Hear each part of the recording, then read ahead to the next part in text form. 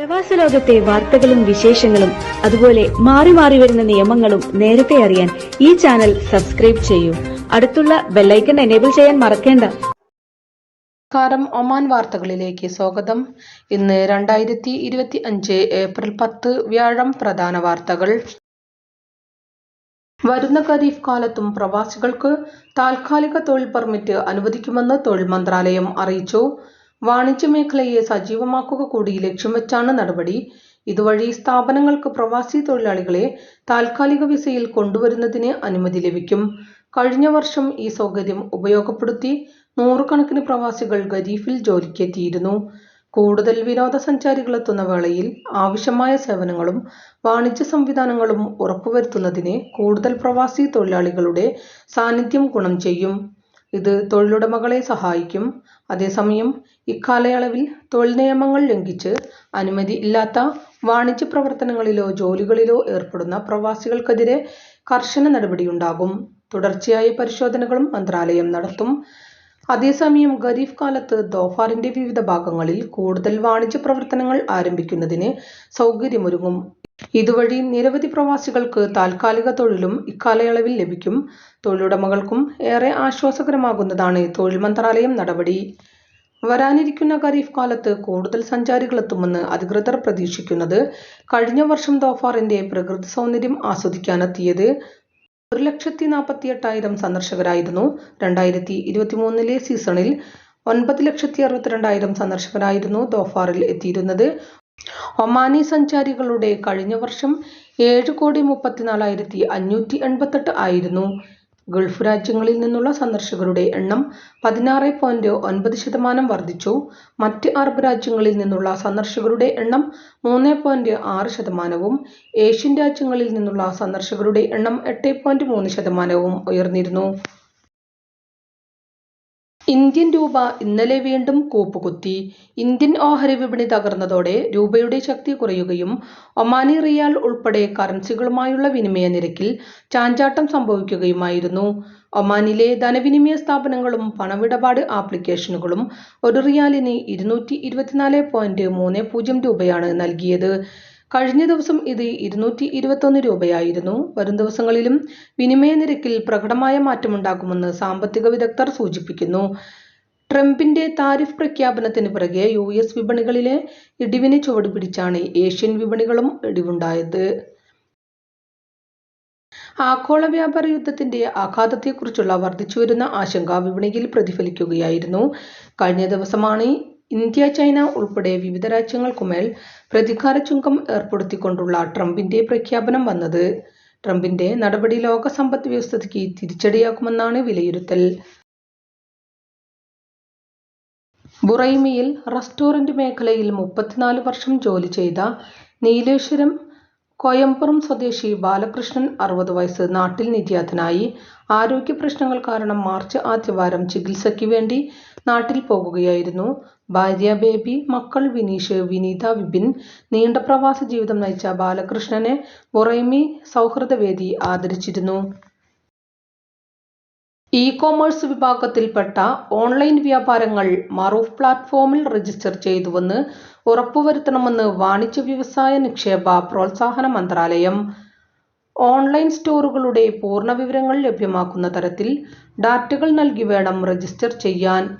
Online സംരംഭങ്ങളുടെ സുതാര്യത ഉറപ്പുവരുത്തുന്നതിന്റെയും ഉപഭോക്താക്കളുടെ അവകാശങ്ങൾ സംരക്ഷിക്കുന്നതിന്റെയും ഭാഗമായാണ് നടപടി.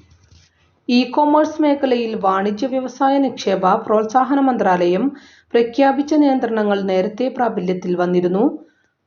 ഓൺലൈൻ സംവിധാനങ്ങൾ ഉപയോഗപ്പെടുത്തിയുള്ള വിൽപ്പനയും വാങ്ങലുകളും ഇനി മുതൽ മന്ത്രാലയം ചട്ടക്കൂടിൽ മാത്രമേ അനുവദിക്കുകയുള്ളൂവെന്ന് അധികൃതർ അറിയിച്ചു. ഓൺലൈൻ സ്റ്റോറുകളും മറ്റും മാനദണ്ഡങ്ങൾ ലംഘിച്ച് പ്രവർത്തിച്ചാൽ പിഴ ഉൾപ്പെടെ ശിക്ഷകൾക്ക് വിധേയമാക്കും. ഈ സ്റ്റോറുകളുടെ ഇടപാടുകൾ ക്രമപ്പെടുത്തുന്നതിനായി Royal Oman Police, General Directorate of Customs, ഉപഭോക്തൃ സംരക്ഷണ വിഭാഗം, Central Bank of Oman, Telecommunication Regulatory Authority, Asyad Group, ITHCA group ചേർന്ന് മന്ത്രാലയവുമായി ചേർന്ന് പ്രവർത്തിക്കും. ഇ-കൊമേഴ്സ് മാനദണ്ഡങ്ങൾ പ്രാബല്യത്തിൽ വന്ന സാഹചര്യത്തിൽ സ്വകാര്യ മേഖല നേരിടുന്ന വെല്ലുവിളികളെ പരിഗണിക്കുകയും അവരുടെ കൂടി നിർദ്ദേശങ്ങളെ കൂടി ഉൾക്കൊള്ളുകയും ചെയ്യും. ഒമാൻ ബിസിനസ് പ്ലാറ്റ്ഫോമുമായി ബന്ധപ്പെടുത്തിയാണ് മറൂഫ് പ്രവർത്തിക്കുന്നത്. ഇതുവഴിയാണ് ഇ-കൊമേഴ്സ് രജിസ്ട്രേഷനു വേണ്ടി അപേക്ഷിക്കേണ്ടത്. അപേക്ഷകൻ 18 വയസ്സ് കഴിഞ്ഞ ഒമാനി ആയിരിക്കണം. എന്നാൽ വിദേശികൾക്ക് രജിസ്റ്റർ ചെയ്യുന്നതിന് വിദേശ മൂലധന നിക്ഷേപ നിയമം പാലിക്കണം. 1 മുതൽ 3 വർഷത്തേക്ക് വരെയാണ് ലൈസൻസ് അനുവദിക്കുക. ലൈസൻസിൽ അനുവദിച്ചിട്ടില്ലാത്ത വാണിജ്യ പ്രവർത്തനങ്ങൾ നടത്തൽ നിയമലംഘനമാണ്. കാലാവധി കഴിഞ്ഞാൽ ഓൺലൈൻ വഴി തന്നെ പുതുക്കുന്നതിന് വേണ്ടിയും അപേക്ഷ സമർപ്പിക്കണം. അപേക്ഷ തള്ളിയാൽ വാണിജ്യ വ്യവസായ നിക്ഷേപ പ്രോത്സാഹന മന്ത്രാലയത്തിന് നേരിട്ട് 60 ദിവസത്തിനുള്ളിൽ അപ്പീൽ നൽകാമെന്നും മന്ത്രാലയം അറിയിച്ചു. ഒമാൻ അക്രോസ് ഏജസ് മ്യൂസിയം വിദ്യാർത്ഥികളുടെ ഇഷ്ട സന്ദർശന കേന്ദ്രമാകുന്നു. കഴിഞ്ഞ വർഷം 1,20,000 വിദ്യാർത്ഥികൾ മ്യൂസിയം സന്ദർശിച്ചതായി മ്യൂസിയം ഡയറക്ടർ ജനറൽ എഞ്ചിനീയർ അലിയഖ്സാൻ അൽ-ഹർത്തി പറഞ്ഞു. 400 സ്കൂളുകളിൽ നിന്നായി വിദ്യാർത്ഥികൾ ഇവിടെയെത്തിയതെന്ന് അദ്ദേഹം പറഞ്ഞു. കഴിഞ്ഞ പെരുന്നാൾ അവധി ദിനങ്ങളിലും വലിയ തോതിൽ സന്ദർശകർ ഏജസ് മ്യൂസിയത്തിലെത്തി. മസ്കത്ത് ഗവർണറേറ്റിലെ ബൗഷർ വിലായത്തിൽ ഗുബ്രയിൽ പ്രവർത്തിക്കുന്ന കമ്പനിയിൽ നിന്ന് അമോണിയ ചോർന്നു. ചൊവ്വാഴ്ച രാത്രിയോടെയാണ് സംഭവം. സിവിൽ ഡിഫൻസ് ആൻഡ് ആംബുലൻസ് യൂണിറ്റിലെ വിദഗ്ധരെത്തി ഏറെ പരിശ്രമത്തിന് ശേഷം ചോർച്ച നിയന്ത്രണ വിധേയമാക്കി. ചോർച്ചയെ തുടർന്ന് 5 പേരെ ആശുപത്രിയിലേക്ക് മാറ്റിയതായും സിവിൽ ഡിഫൻസ് അറിയിച്ചു. ഇവരുടെ ആരോഗ്യനില നിരീക്ഷിച്ചു വരികയാണെന്നും അധികൃതർ പറഞ്ഞു. അപകട കാരണം വ്യക്തമല്ല. ഒമാൻ ദേശീയ ടീമുമായി പരിശീലന മത്സരം കളിക്കാൻ കേരള ക്രിക്കറ്റ് ടീം. ഒമാനെതിരായ മത്സരത്തിനുള്ള കേരള ക്രിക്കറ്റ് ടീമിനെ പ്രഖ്യാപിച്ചു. രഞ്ജി ട്രോഫിയിൽ കേരളത്തിനു വേണ്ടി മികച്ച പ്രകടനം പുറത്തെടുത്ത് മുഹമ്മദ് അസ്ഹറുദ്ദീനാണ് ക്യാപ്റ്റൻ. ഒമാൻ ആതിഥേയത്വം വഹിക്കുന്ന ഏകദിന ടൂർണമെന്റ് ഏപ്രിൽ 20 മുതൽ 26 വരെ ആമിറാത്ത് ക്രിക്കറ്റ് അക്കാദമി ഗ്രൗണ്ടിൽ അരങ്ങേറും. 5 മത്സരങ്ങളാണ് പരമ്പരയിലുണ്ടാവുക. മുസന്തം ഗവർണറേറ്റിൽ അനധികൃതമായി രാജ്യത്തേക്ക് പ്രവേശിക്കാൻ ശ്രമിച്ച 9 വിദേശികളെ അറസ്റ്റ് ചെയ്തു. രേഖകളില്ലാതെ ഒമാനിലേക്ക് നുഴഞ്ഞുകയറാൻ ശ്രമിച്ച 9 അഫ്ഗാൻ പൗരന്മാരാണ് പിടികൂടിയത്. മുസന്തൻ പോലീസ് കമാൻഡർ തിരച്ചിൽ നടത്തിയത്. അറസ്റ്റിലായവർക്കെതിരെയുള്ള നടപടികൾ പൂർത്തിയായി വരികയാണെന്ന് പോലീസ് അറിയിച്ചു. കഴിഞ്ഞ ദിവസങ്ങളിലും അഫ്ഗാനിസ്ഥാൻ ഇന്ത്യൻ പൗരന്മാരും ഗസബിൽ കടൽ വഴി നുഴഞ്ഞുകയറുന്നതിനിടെ പിടിയിലായിരുന്നു. മഹാവീർ ജയന്തിയുടെ ഭാഗമായി ഇന്ന് മസ്കത്ത് ഇന്ത്യൻ എംബസി അവധിയായിരിക്കുമെന്ന് അധികൃതർ അറിയിച്ചു.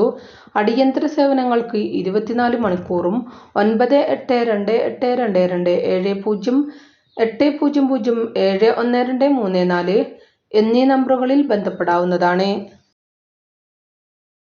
ഇതോടുകൂടി ഇന്നത്തെ വാർത്തകളും വിശേഷങ്ങളും ഇവിടെ അവസാനിക്കുന്നു. കൂടുതൽ വാർത്തകളും വിശേഷങ്ങളുമായി നാളെ കാണാം. നന്ദി, നമസ്കാരം.